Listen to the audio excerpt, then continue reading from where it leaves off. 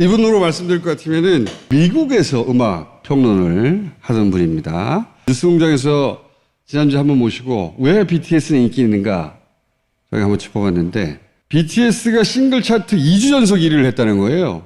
네, 그렇습니다. 그래서 요거 한번 다시 짚어봐야 되겠다. 그리고 BTS는 그렇다 치고 블랙핑크는 왜 이렇게 또 인기인가? 저희 시스템이 지금 방역 3.5단계라고 전 세계에 없는 단계예요. 일반인이신가요? 리액션이 너무 프로페셔널해서 네네. 이분은 완전 그냥 일반인입니다. 아, 진짜요? 예. 엄격한 심사를 아. 뚫고 최고의 리액션이다 해서 선정한 분이고 이분을 만족시켜주셔야 돼요, 오늘. 차려 경례. BTS에 대해서는 이렇게 얘기하셨어요. 전 세계 팬들이 본인들이 스스로 인터넷에 검색을 통해 발굴해서 함께 성장했다고 스스로 인식한다. 그렇습니다. 기억하시는 분들이 있는지 모르겠는데 다마고찌라고 있었어요. 키우는 거요? 일본에서 캐릭터 육성하는 장난감인데 선풍적인 인기를 한때 끌었거든요. 그리고 캐릭터를 자신이 키우는 육성 시뮬레이션 게임 같은 것도 있어요. 네, 그렇죠. 이야기로는 내가 키워서 이만큼 성장해가는 걸 실시간으로 목격하면서 대견하고 일정 정도는 자신과 동일시하고 네. 그런 감정하고 비슷한 거죠, 그죠? 기존에 우리가 K-팝 아이돌이라고 하는 거는 애초에 뭔가 스타를 만들어서 뭔가 위에서부터 딱 떨어뜨리는. 그렇죠. 그 3사에서 그렇습니다. 등장시키면 바로 그 음악 프로그램에서 1등하고 맞습니다. 예. 그런 시스템인데 여기는 완전 무명에서부터 커왔다는 거 아니에요? 요새는 뭐 리얼리티 쇼 같은 데서 네. 이미 뭐 유명세를 얻어서 나오는 그렇지. 경우도 있지 않습니까? 그렇죠. 완전 무명에서 스스로 조금씩 조금씩 성장하는 그 과정 전체를 팬들이 다 같이 했다. 그렇습니다. 그래서 내 거네 내 거. 그렇죠. 그래서 제가 뉴스 공장에서도 이 BTS 현상의 소유권이라는 게 팬들에게 큰 지분이 있다라고 말씀드린 게 바로 그 점입니다. 자기가 같이 성장한 거네 말하자면. 그렇습니다. 그리고 이 BTS의 노래를 들어보시면은 우리가 같이 가는 어떤 그런 여정으로도 해석될 수 있는 그런 중의적인 가사 같은 거나 주제의식들이 있어요. 그러니까 달리 말하면 BTS의 음악 자체 그 서사 안에 팬들을 껴안고 가는 거죠. 예. 그러니까 저 친구들을 내가 처음에 발굴해서 같이 커왔을 뿐만 아니라 저 친구들은 끊임없이 나한테 말을 건다. 그렇습니다. 가장 이상적으로 반하는 팬층 아닙니까 이게? 그렇죠. 예. 네. 그러니까 제가 BTS의 활동에서 늘 재밌다고 생각하는 부분이 실제 그들의 소셜미디어 활동, 메시지, 그리고 뭐 상을 받았거나 이랬을 때 그들의 어떤 리액션 같은 것들이 늘 팬이 우선이고 그리고 캐릭터, 이 퍼스널리티 자체가 굉장히 일치돼 있어요. 이제 기존의 K-팝 그룹들을 생각을 해보면 보여지는 그런 이미지가 있고 또 실제는 단절이 있었는데 BTS는 아주 이게 긴밀하게 연결돼 있어요. 그래서 이게 뭐랄까요? 약간 올게닉하다. 좀 유기적이다. 이게 아주 다른 점이죠. 이해하고 싶어서 제가 모신 건데 왜냐면은 유명해진 다음에 BTS를 접하는 거거든요. 근데 이제 그러니까 그 앞단이 이해가 안 가는 거예요. 그렇죠. 중동, 남미, 아프리카, 막 서유럽 이런 데는 얘네들이 뭘 알고 지금 이렇게 난리지? 근데 다 그렇게 개별적으로 발굴한 것이다 스스로. 네, 그런 측면이 있고 그리고 보통 K-팝 가수가 데뷔할 때는 사람들을 모아놓고 큰 콘서트를 연다던가 하는 식으로 하지 않습니까? 근데 네. BTS가 미국 시장에 데뷔한 거를 보면은 LA에 있는 소극장 200명도 안 들어가는 그 소극장에서 우리로 따지면 인디 음악과 같은 콘서트를 열어요. 예. 그런데 그것이 몇 년 후에 있을 미국에서의 뭐 투어 같은 것들로 점차적으로 확대되는 바텀업식으로. 예, 바텀업. 네, 네. 바텀업. 네, 바텀업입니다. 예, 예.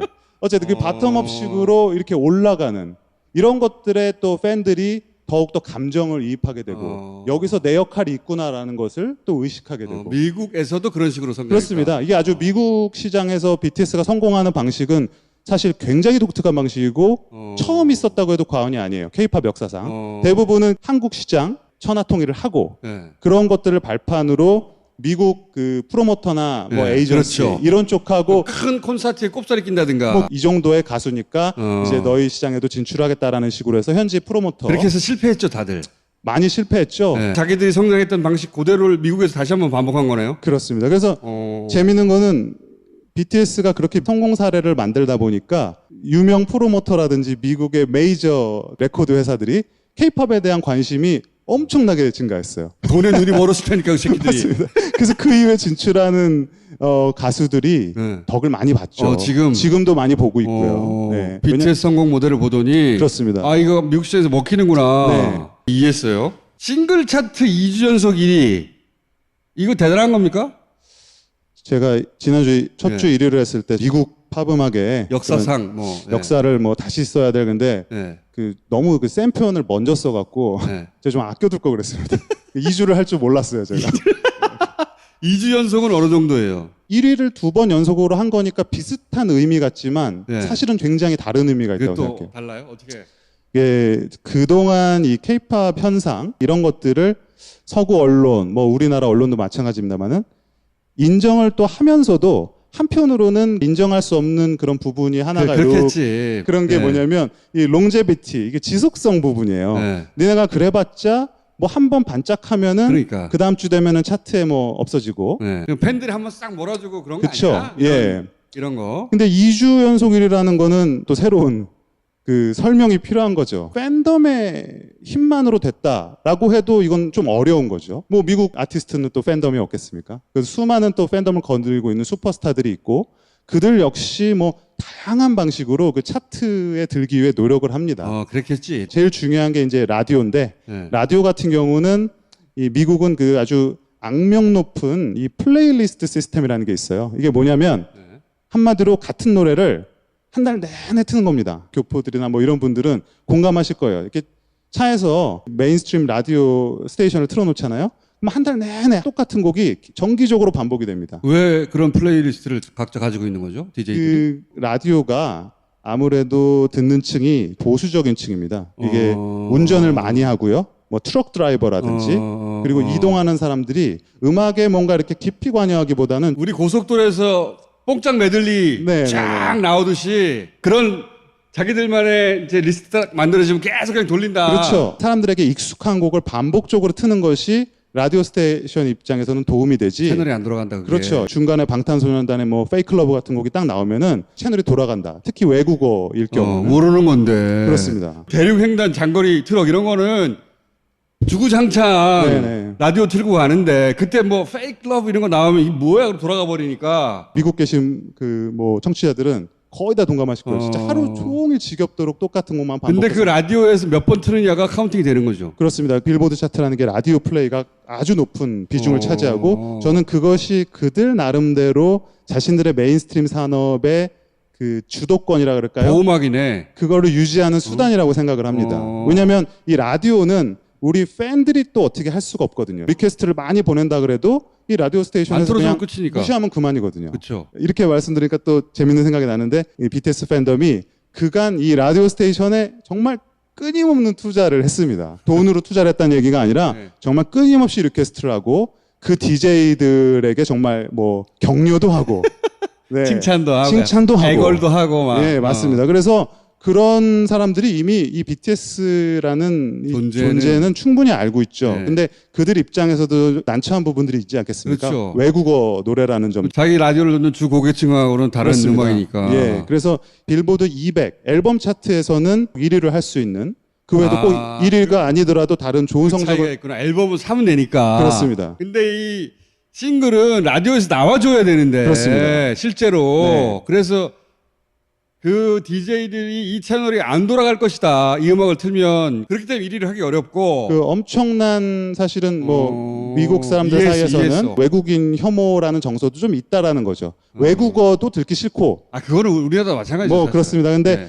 거기에 또 하나 있는 것이 암묵적으로 미국 라디오 오랜 역사에 있는 건데요. 페이올라라 그래서 그 음반 프로모션 하는 쪽이나 기획사에서 라디오 방송국에게 지속적으로 이렇게 대가를 줍니다.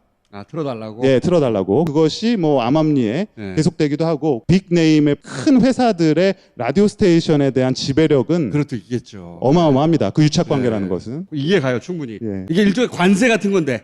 관세. 그렇죠. 미국 음악 시장에 함부로 못 들어오게 만드는 네. 그런 그러니까 장벽인데. 저는 BTS가 지금 K-팝으로서 갈 수 있는 어떤 임계점은 넘어섰다고 보는 거죠. K-팝 팬덤의 크기, 구매 습성, 그 양, 수치 이런 것들이 이제 예상되는 것들이 있는데 그런 걸로는 설명되기 어려운 메인스트림으로서 확장, 외연 확장이 지금 많이 이루어지고 있다. 그러니까 기존 팬덤을 넘어섰고 그 보편 음악으로 그렇습니다. 일반 대중에게 사랑받기 시작했다. 네. 그러니까 이걸 암의로 설명할 수는 없는 단계로 들어간 것이다. 온전히 팬덤으로는 설명할 수 없는 단계가 들어선 거죠. 대단한 일을 했네. 이걸 또 잘 설명해 주시는 우리 김영대 평론가님. 이해가 좀 되셨습니까? 쏙쏙쏙 또 들어와요. 야, 방청객이 계셔갖고 방청객 300명보다 낫잖아. 그렇습니다. 네. 아니 한 명이 더 부담스러울 수도 있겠다. 그렇다니까요. 너 그 맞는 얘기야? 그렇죠. 아닌 것 같은데. 어디서 구라를?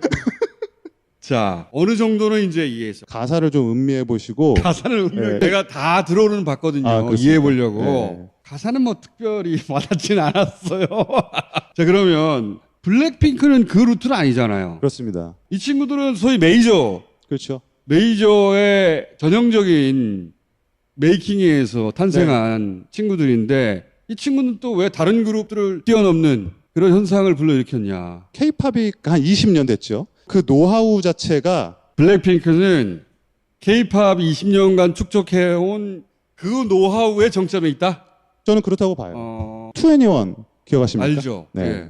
2NE1이 전 세계적으로 상당한 반향을 일으켰거든요. 예. 예. 이게 스펙트럼이라 그래갖고 정리된 게 있습니다. 아, 그래요? 네, 뭐 아주 뭐 발랄하고 귀엽고 이런 이미지서부터 터프하고 예. 또 강한 이미지까지 이렇게 이제 분포도가 있는데 네. 뭐 여자가 좋아하는 걸그룹이 있고 그럴 수 있죠. 남자가 좋아하는 네. 걸그룹이 있고. 근데 이 2NE1이 터프하면서 자유분방하고 악동 이미지도 있고 네. 배드에스라고 하죠, 배드에스. 맞습니다. 네. 아유 좋은 단어 많이 하시네.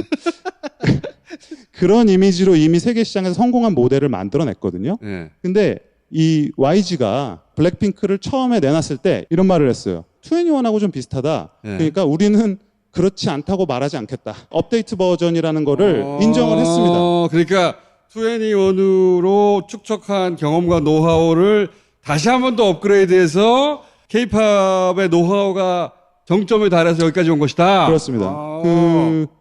저는 그것도 이해가 안 해 또 갑자기. 뭐 다 납득을 하시니까 너무 좋네요. 블랙핑크가 데뷔했을 때 제가 좀 놀랐던 포인트가 있어요. 블랙핑크는 명품이 하나가 출시되는 느낌으로 굉장히 화려하게 등장을 했습니다. 갑자기 이해가 되려고 그래요.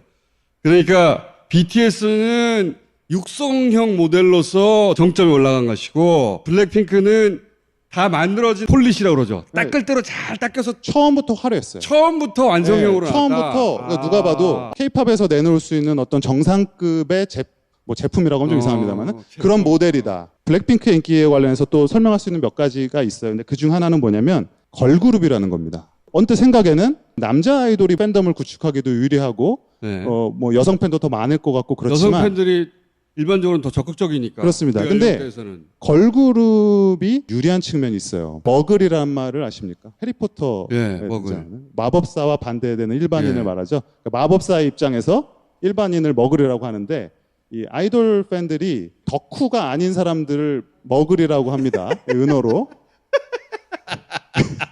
너 오늘 너무 많은 걸 알려드리는 것 같은데. 아, 그렇게 불러요? 예, 이런 말까지 해도 되는지 모르겠지만. 블랙핑크의 마법의 세계에 속하는 우리들과 그 마법을 모르는 머글들?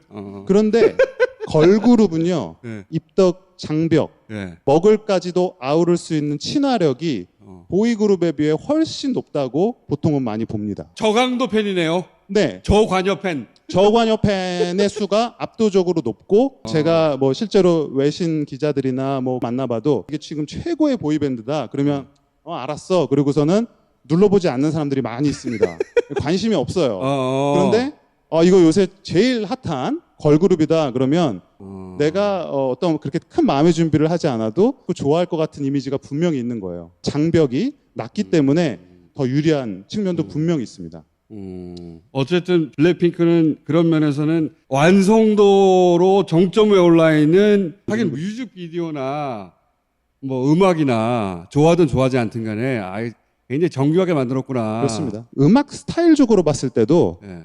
요새 트렌드와 굉장히 잘 맞습니다. 좀 일본의 뭐 아니메 캐릭터 같은 그런 느낌을 가진 아이돌들이 있어요. 이런 이미지의 아이돌들은 충성스러운 팬들이 굉장히 많습니다만은 그 폭이 좀 좁아요. 그렇죠. 근데 지금 오타쿠 맞습니다. 근데 지금 블랙핑크가 보여주는 모델 자체는 어느 나라를 막론하고 현대 젊은 대중들이 좋아할 만한 코드를 다 갖고 있어요. 힙합, 예스. 스웨거, 뭐 블링블링이라 그러죠. 이렇게 화려한 거, 예스, 어떤 글래머러스한 느낌. 어. 시작부터 스타인 것 같은 그런 자신만만한 태도. 그리고 이해했어요. 공식의 완성형 같은 블랙핑크 음악을 들어보면 패턴이 있어요. 앞에 뭐가 나오고 중간에 뭐가 음악적인 나오고 스타일에서. 사람들이 좋아하는 요소들의 그 최적화 공식을 찾아가지고 그걸 딱 내놓는 거구나. 그렇다고 볼 수 있죠. 그리고 미국에서 인기가 있는 뭐 여러 장르의 솔로 가수들 있지 않습니까? 그런 거에 뭔가 이 샘플러 같은 느낌의 공식. 매력을 두루두루 갖고 있어요. 대중성인 입장에서 봤을 때는 훨씬 유리한 면을 많이 갖고 그게 있고. BTS하고 차이구나. 왜냐하면 BTS는 이해해보려고 이것저것 클릭해보면 다 달라. 네. 곡마다. 블랙핑크는 비슷해. 근데 둘 다 크게 인기 있는데 탄생하는 과정도 그 인기를 유지하는 방식도 완전히 다른 거네. 여기는 공식이 최적화돼서 이 이상 더 깔끔한 완성품이 어딨어 이렇게 내놓는 거 네. 아닙니까? BTS의 경우는 아무래도 사실 음악 장르는 그때그때 굉장히 다채로운 것들을 많이 그렇죠. 시도를 하거든요. 근데 이 블랙핑크는 YG의 스타일이기도 합니다. 어떤 소수 정예의 프로듀서들이 지속적으로